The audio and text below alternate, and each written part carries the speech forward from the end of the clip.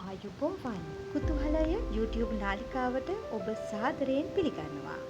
2026 වසර සඳහා රාවණා මාසික අනුරාධපුර වන්දනා චාරිකාව යළි ආරම්භ වුණා.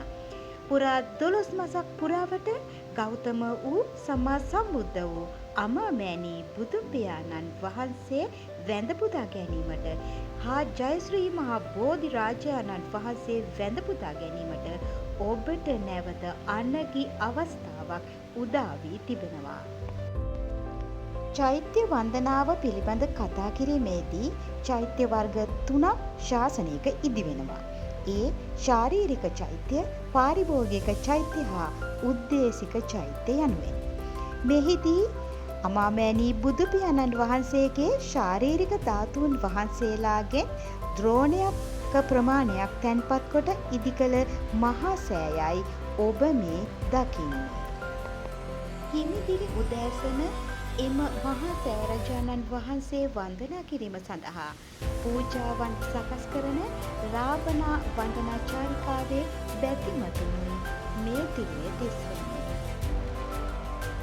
තූපාර පුද්ගලයින් එනම් චෛත්‍ය ඉදිකොට වන්දනා කළ හැකි පුද්ගලයින් 4 දෙනෙක් ගැන පරිනිර්වාණ මංචකයේදී බුදුරජාණන් වහන්සේ දේශනා කරනු ලැබුවා.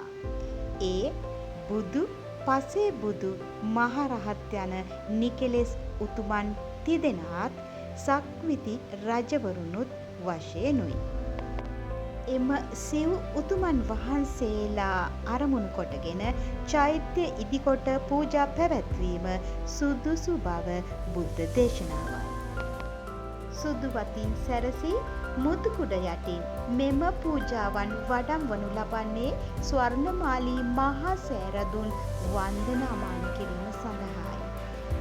මහා සෑරජාණන් වහන්සේ උදෙසා බැති සිතින් ඉතා පිරිසිදුව සකස් කළ පූජාවන් තෙවරක් චෛත්‍යරාජාණන් වහන්සේ වටා පැදකුණු කිරීමෙන් අනතුරුව සෑය ඉදිරියෙහි තැන්පත් කරනු ලබනවා. වසරක් පුරා එනම් 12 මසක් මේ පූජනීය වූ වන්දනීය වූ මහා සෑරදුන් වැඳීම සිදු කරන්නේ කුමක් නිසාදැයි දැන් අපි විමසා බලමු. පින්වත් ඔබ මේ දකින වඳින පුදන සෑරදුන් පරිනිර්වාණ මංචකයේදී බුදුරජාණන් වහන්සේ කළ 5 වන අධිෂ්ඨානය බව ඔබ සිහි තබා ගත යුතුයි. හැකි සෑම විටම ස්වර්ණමාලී මහා සෑරජාණන් වහන්සේ වන්දනා කර ගැනීම වැදගත් වන්නේ රාම ග්‍රාමයේ විසූ බුදුරදුන්ගේ මව් පාර්ශවය එනම් කෝලිය වංශයට ලැබුණු ද්‍රෝණයක් ධාතුන් වහන්සේලා මේ වන විට මෙහි වැඩි සිටින නිසාවෙනි. මේ ඔබ දකින්නේ රාවණා වන්දනා චාරිකාවේ බැතිමතුන් ඉතා ගෞරවයෙන් වඩමවාගෙන ආ පූජා ද්‍රව්‍යයන් සෑරජාණන් වහන්සේ අභිමුව තැන්පත් කරන ආකාරයයි. එකල දුටුගැමුණු රජු විසින් එම සර්වඥ ධාතුන් වහන්සේලා අභිනව මහා සෑ ධාතු ගර්භයේ තැන්පත් කරන මොහොතේ රජුගේ සිරසෙහි සිට අහසට පැන නැගී බුදු කෙනෙකුට පමණක් කළ හැකි යමා මහ පෙළහර පෑ ස්ථානය මෙම ස්ථානයයි. ඒසා මහා පෙළහරක් පෑමේ බුද්ධ ශක්තිය ගැබ්ව ඇති බුද්ධ අධිෂ්ඨානය සහිත සර්වඥ ධාතුන් වහන්සේලා තැන්පත්ව ඇති මේ මහා සෑරජාණෝ හැකි සෑම විටම වන්දනා කිරීමෙන් ඔබේ සසර ගමන නතර කර ගැනීමට උතුම් නිර්වාණ අවබෝධයට හේතු වනු ඇත. මෙම රුවන්වැලි සෑ ඉදිකොට ඇති භූමිය මේ මහා භද්‍රකල්පයේ සිව් බුදුරජාණන් වහන්සේලාම සේවනය කළ සමාපatti සුවයෙන් වැඩ සිටි අසිරිමත් භූමියකි. මේ සෑය ඉදිකළ බෝධිසත්ව දුටුගැමුණු රජුගේ පාරමිතා ශක්තිය දස දහස් ගණන් මහරහතන් වහන්සේලාගේ අධිෂ්ඨාන ශක්තිය කෝටි ප්‍රකෝටි ප්‍රමාණ දෙවි දේවතාවුන් වහන්සේලාගේ ආශිර්වාද ශක්තිය මෙන්ම විශ්වයේ වැඩිපුරම විශ්ව ශක්තිය සහිත ස්ථානය ලෙස මෙම ස්ථානය අවිවාදයෙන් හඳුන්වා දිය හැකියි.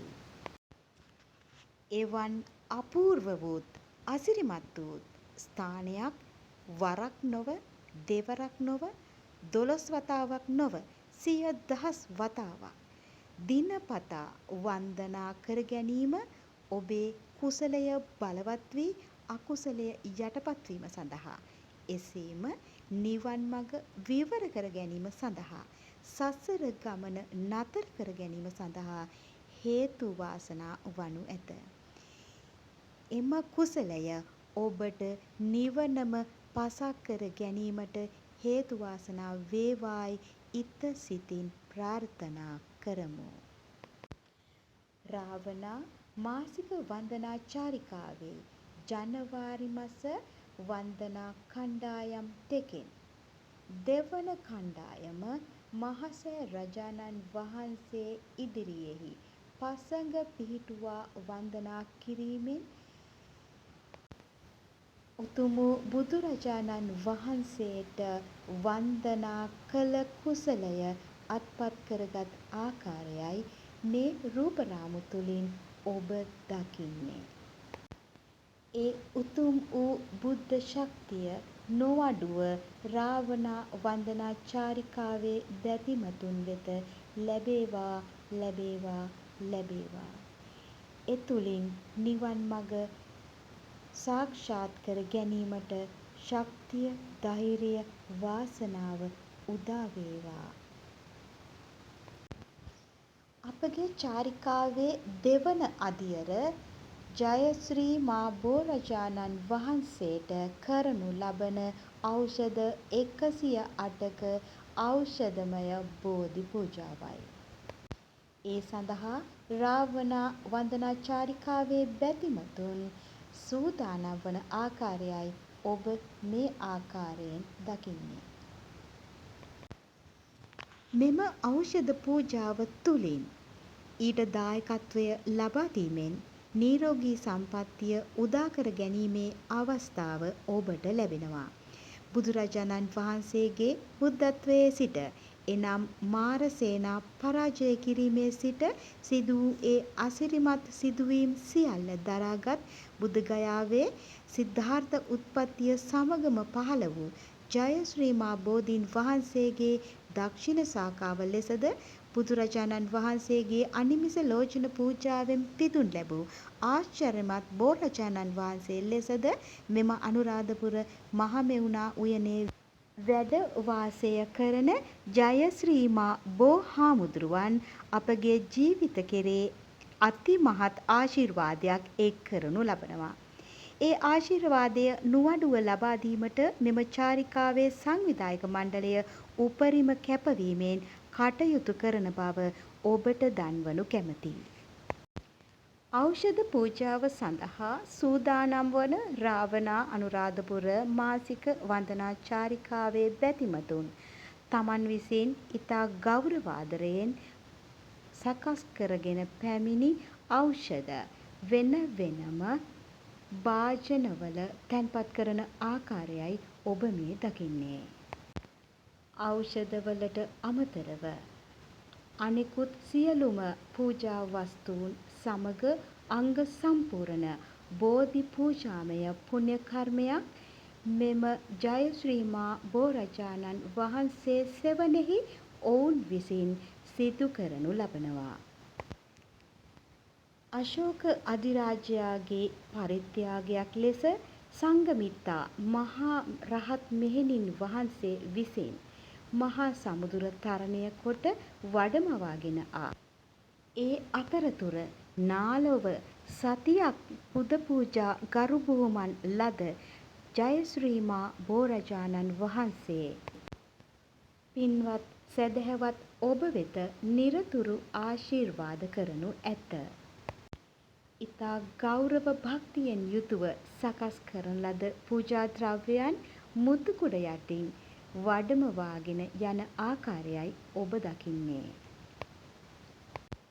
බෝධීන් වහන්සේ වටා පැදකුණු කිරීමෙන් අනතුරුව මෙම පූජා ද්‍රව්‍යයන් බෝධීන් වහන්සේ අභිමුව ඉතා ගෞරවයෙන් තැන්පත් කරනු ලබනවා.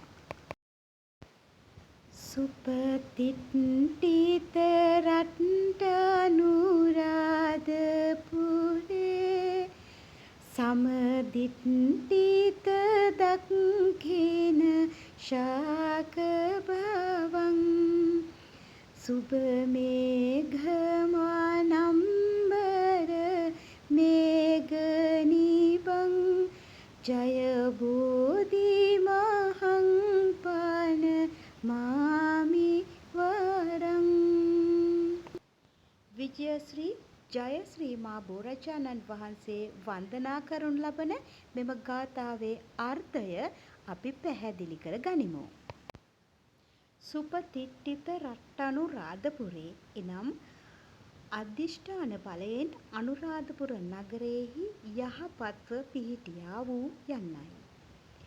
සමදිට්ඨිත දක්ඛින ශාක භවං එනම් මේ බෝධීන් වහන්සේ ජයශ්‍රී මා බෝධීන් වහන්සේගේ දක්ෂිණ ශාඛාවයි. සුභ මේඝ වනම්බර මේඝ නිබං එනම් මහමෙවුනා උයන අහසක් නම් මේඝ වනය අහසක් නම් මේ මහා බෝධිය එහි වැසි වලාවන් බඳුය. ජය බෝධි මහං පන මාමි වරං ඒ බෝධීන් වහන්සේට මම නමස්කාර කරමි. තෙරුවන් ගුණ සජ්ජායනා කරමින් බෝධීන් වහන්සේ උදෙසා ගෞරවයෙන් සකස් කළ පූජා ද්‍රව්‍යයන් බෝධීන් වහන්සේ අභිමුව තැන්පත් කිරීමෙන් අනතුරුව වන්දනාමාන කිරීම රාවණා වන්දනා චාරිකාවේ සිරිතයි. ලාදලු බෝපත්වල සිරි සිරි නද අතර රාවණා මාසික වන්දනා චාරිකාවේ බැතිමතුන් බුදුගුණ සජ්ජායනා කරමින් බෝධීන් වහන්සේ වන්දනා කරන ආකාරය මෙතැන් සිට ඔබට මෙම රූපරාමු ඔස්සේ දැක බලාගත හැකි වෙනවා. දස බිම්බර මාර සේනා පරාජය කොට ඒ උතුම් වූ බුද්ධත්වය ළඟා කරගත්තා වූ මොහොත දෙස නිහඬවම බලා සිටි මෙම බෝරජාණන් වහන්සේ අද අප දෙසද සානුකම්පිතව බලා සිටින ආකාරය සිත් ගන්නා සුළුයි. උන්වහන්සේගේ ආශිර්වාදය උන්වහන්සේගේ පිහිට නිරතුරු අප වෙත ලැබේවා.